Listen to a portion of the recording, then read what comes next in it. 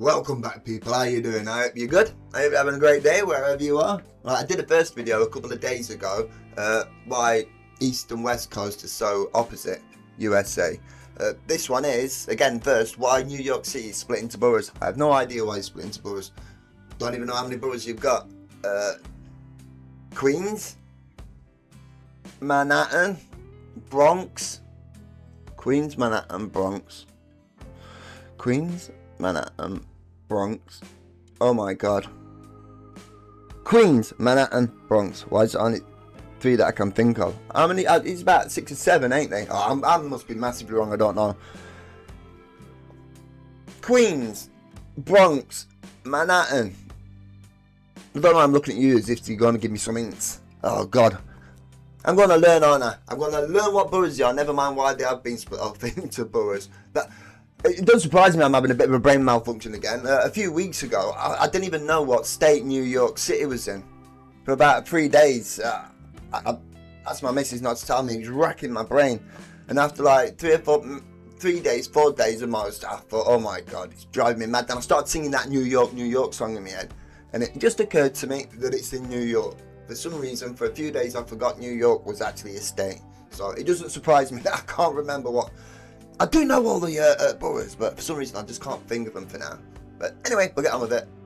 I hope you're all doing well. I've already subscribed to this channel. I will give it a thumbs up. Let's go. This is New York City. This is New York City. It may just be one city, but it sure doesn't feel like it. Cross a bridge or ride a few subway stops and almost everything changes. Brooklyn the skyline well. looks different, the streets move differently, even the cultures shift. The city is separated into boroughs. And the Bronx, Manhattan, Queens. I don't think I said Staten Island. I got Manhattan, Bronx and Queens, didn't I? Brooklyn and Staten Island. So there's only 5. I thought there was a couple more than that. I don't know. Unless we are going to talk about more that's somewhere different, which I don't think we are. So, actually, you got New York City there. They're almost like a city within a city. People don't just say they're from New York City. They say they're from the Bronx or Queens or Brooklyn. These are neighborhoods with separate histories and, in many ways, separate identities. But how did this end up even happening? How did the most iconic city in the US end up with perhaps the strangest internal structure? Well, to understand that, we have to look back to a time before the 5 boroughs were united. See, was that roundabout there in New York? It looked like it was New York, Texas, like, but I never saw that before. City in the US end up with perhaps the strangest internal structure. Well, to understand that, we have to look back to a time before the 5 boroughs were united, when they were rivals, and the decision to merge them was anything but inevitable. Until the very end of the 19th century, what we now... So I understood from that then, didn't split into boroughs, they got united. Boroughs were united, when they were rivals, and the decision to merge them was anything but inevitable. Until the very end of the 19th century, what we now call New York City didn't exist, at least not in the way we know it. Manhattan was the city of New York. The Bronx was still mostly farmland. Queens and Staten Island were made up of small towns. And Brooklyn? Brooklyn was a completely separate city. In fact, it was the 3rd largest in America by 1860, just behind Philadelphia and the city of New York. Of course, these lines created distinct cultures. Brooklyn was seen as more suburban, more Protestant, and more middle-class than the crowded, immigrant-heavy Catholic streets of Manhattan, for example. And yet, even as the region remained divided in identity and governance... See, these are AI images, aren't they? The buildings, though, look as very, very New Yorky to me, but the rest of it looks AI. Some were already imagining a future where it could act as one. Since the late 1820s, there had been some discussion of a unified city. In 1857, the New York State Legislature resolved that the region surrounding New York City should become one body, to improve harbor facilities and link the systems of trade. They attempted to do so by government vote, but distrust of large government projects killed the plans before it went anywhere. Just a year later, residents of Staten Island burned down a quarantine hospital in protest of New York City's public health orders back in 1858, a sign of how resistant some boroughs were to outside control. And yet, despite all that independence, the boundaries were starting to blur. The harbor connected all of them. Goods flowed through shared waterways. People were commuting across city lines every day. The industrial economy didn't stop at the rivers. By the second half of the 19th century, these cities and towns were starting to function less like neighbors and more like part of the same machine. But their systems weren't built to reflect that.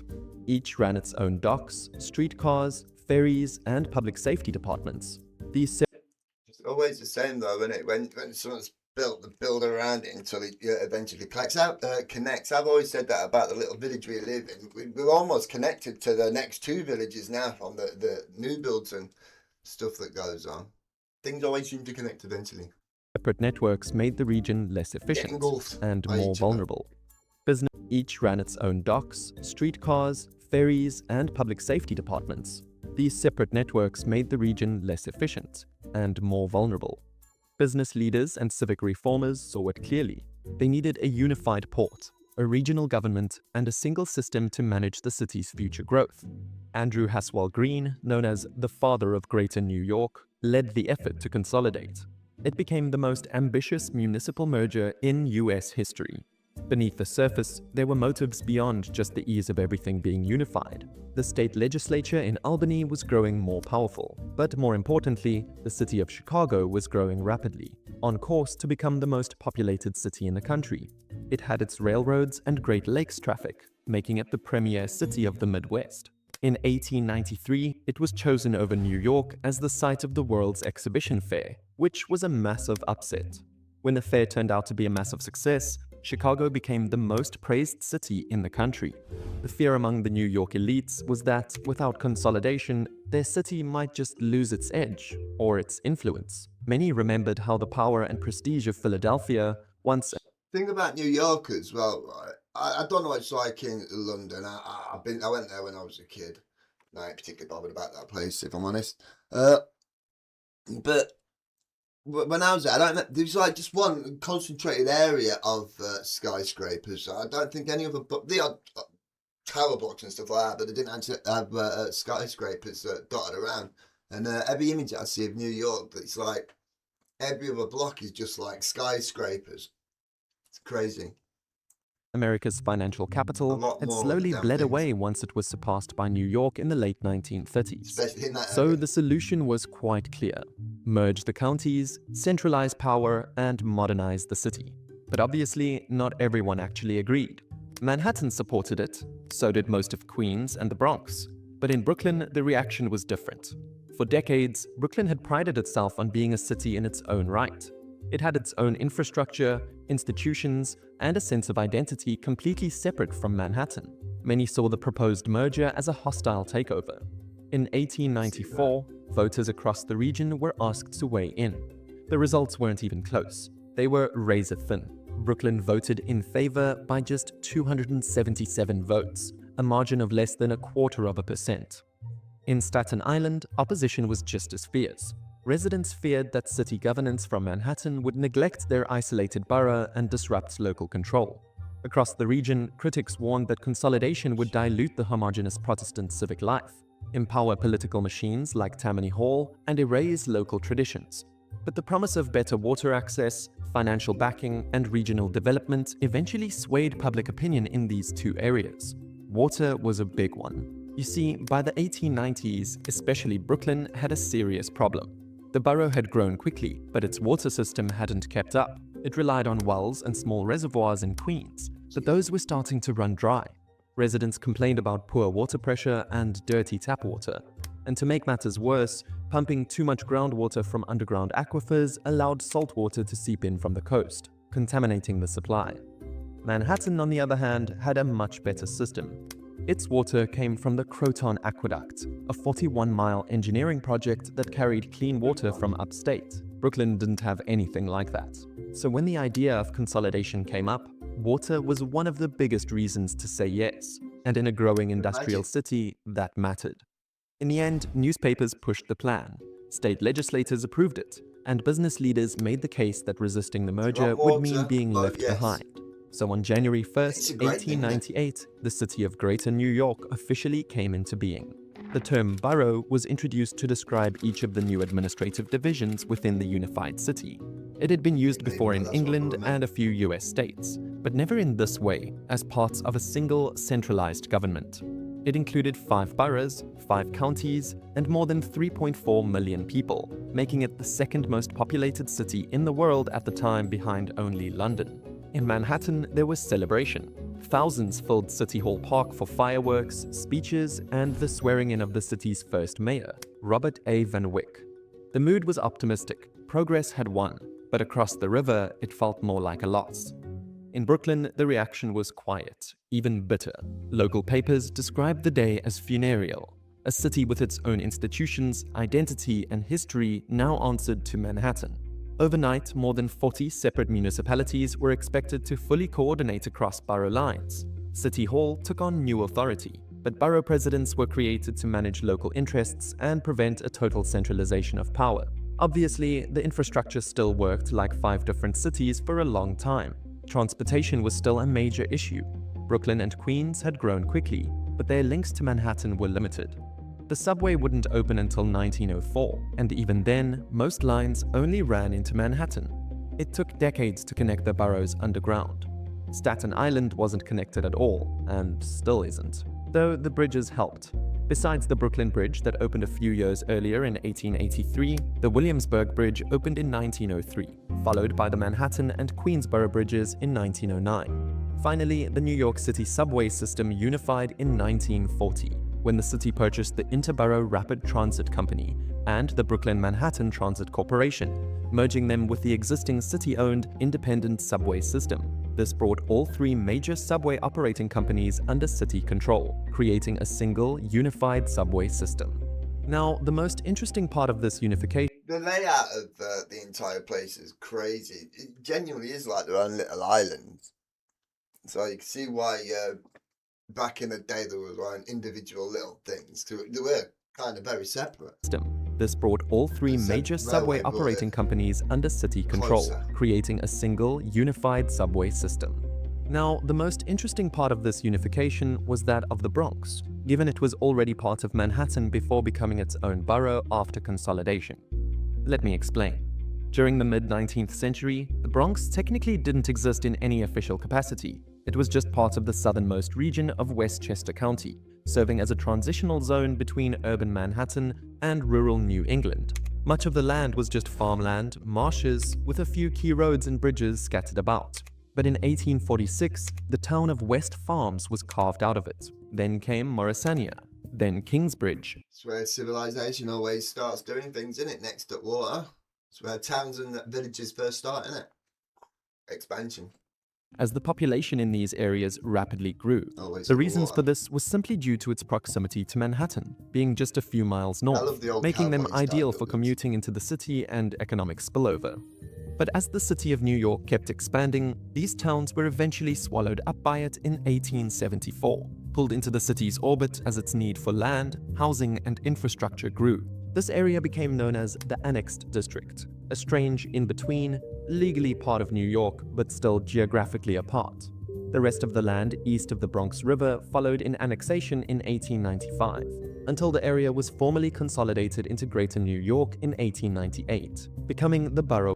Because of the infrastructure, how close it looks on camera, all the high-rise buildings, skyscrapers that are. I feel as though I'm concentrated and they are next to each other. I feel as though on a windy day in New York, it's a bloody windy day. It starts at one end at like 10 mile an hour by the time it gets all the way around all the blocks and that, and the little narrow roads and that. It's well blustery. Of the Bronx. But legally, it was Probably still not. part of the New York County, which included Manhattan and the Bronx together. Things started to change once the first subway line to reach the Bronx opened in 1904. Suddenly, it made living there even more cheap and easy. The population exploded, more than doubling between That's why 1900 everywhere and back in the day. 1910, as farmland quickly gave way to dense city blocks. This rapid growth created the need for better local governance, and in 1914, the Bronx finally became its own county, with its own court system and administration. By 1930, it had more than 1.2 million residents. Staten Island, on the other hand, has never had any public transit connecting it to the rest of New York. There's just the Verrazano Narrows Bridge and the ferries. It's always been a little apart though, ever since the very beginning of the US. Staten Island was one of the strongest loyalist enclaves in the colonies, so much so that British forces used it as their base of operations in 1776. George Washington even called the locals our most inveterate enemies. It became part of New York City in 1898, but the subway never came, and neither did the density. For most of the 20th century, Staten Island stayed quiet, suburban, disconnected, and politically out of step with the rest of the city. The point here is that the boroughs within this newly unified New York City were distinct. Technically, Complete madmen back in the day. The amount of lives lost in that building the cities back in the days. Crazy. No health and safety here concerns back then, were they? it was one city, but daily life told a different story. Staten Island remained semi-rural. Queens was still stitched together from old town centers. And while power was centralized in New York City Hall, the people still lived with borough boundaries that didn't go away. Because, you see, New York City may be a single municipality, but it's still 5 separate counties. Manhattan is New York County, Brooklyn is Kings County, Queens is Queens County, the Bronx is Bronx County, and Staten Island is Richmond County. This is a legal leftover from the 1898 consolidation. The boroughs were never fully absorbed into a single system. Instead, the city kept them intact, politically, geographically, and culturally. Borough boundaries shaped how decisions were made. Each one developed its own political structure, centered around local leaders and party organizations. There was no single machine that controlled New York. I nearly said that at the beginning, but it threw me off when there was talking about it coming together before separating it into boroughs or whatever. I don't know, it threw me off anyway. I was going to say different types of people live in these areas, so governed by... Easier to govern, innit, if you got little consolidated areas. I can't think of the right words to use, but I think you know what I mean. I hope you do. City politics after consolidation. Each borough developed its own. Tammany Hall dominated Manhattan through its network of ward bosses and district leaders. Brooklyn's Kings County Democrats built their power through a system of political clubs tied to neighborhoods and union halls. In Queens, the county party grew through land deals and judicial appointments, while the Bronx was shaped by the rise of Edward J. Flynn, who became one of the most powerful Democratic figures in the country. Staten Island's organization remained smaller, but it operated within the same structure. These clubs had real control. They could decide who ran for office and who didn't. They gave out city jobs through personal connections. Loyalty mattered. If someone got a job through the club, they were expected to show up, donate, and vote the right way. The club kept track of who delivered and who didn't. That's how local leaders stayed in power. Leaders like Charles Murphy in Manhattan and John McCooey in Brooklyn set the tone for how borough power worked inside a so-called unified city. No single figure controlled the city. Instead, power was negotiated borough by borough, deal by deal. If a candidate wanted to run citywide, they needed approval from every corner of the city. The machines controlled access, and the borough lines defined the terms. That structure never really disappeared. The clubhouses eventually faded, especially post-1960s, but the habits would stay in place for a long time afterwards. Borough presidents, district leaders, and county chairs still shape who runs, who wins, and what gets funded. Politics in New York has always moved through 5 parallel systems. It still does. That brings us to today, where each borough still has a president, but with little governing power. It's much more symbolic these days. Are we actually called president then, opposed to having a mayor or something? I didn't know that. I never knew that. They don't write laws or command city agencies. The boroughs are now mostly names on a map, and sources of overwhelming sectarian pride for New Yorkers. The real power sits with the mayor and city council. For many residents, that structure feels distant. You vote for a borough president, but they can't fix the trains, adjust school funding, or change police priorities. But formal power isn't everything. Local resistance still matters, sometimes more than official authority. A citywide plan might have the mayor's backing, but if a neighborhood pushes back hard enough, it can stall or die entirely. For example, the Veritano Narrows Bridge, a critical link between Staten Island and the rest of the city, was held up for years by local opposition in Brooklyn. Bay Ridge residents fought the bridge's construction because it would tear through their streets, which is a fair point, and their protest delayed the project for over 4 decades, until finally opening in 1964. Even something so clearly needed citywide was almost derailed by one borough's objections. This is how housing policy and infrastructure projects in general work in New York. The city says yes, the borough says maybe, and the neighborhood says no. The flip side is that this is a positive, as these local resistance abilities can help curb exploitative, oftentimes politically connected development. But what this really reveals is how fractured this Is that Central Park? that this is a positive, as these local resistance abilities can help curb exploitative. It's absolutely huge, isn't it? How many blocks? Well, what I'm looking at, like, I don't know. That's like 30 blocks or something lengthwards there. I don't know. I got 1, 2, 3, 4. There's a lot of blocks anyway. That looks absolutely huge. Looks like it's got an old golf course right in the middle there. What's this building here in the park? Oh, the park goes around it, should I say? Oftentimes politically connected development. But what this really reveals is how fractured the city still is. New York may be unified on paper, but in practice it operates like a layered system. Borough identities remain strong. Services are uneven, and in many ways the original divisions still shape how the city works.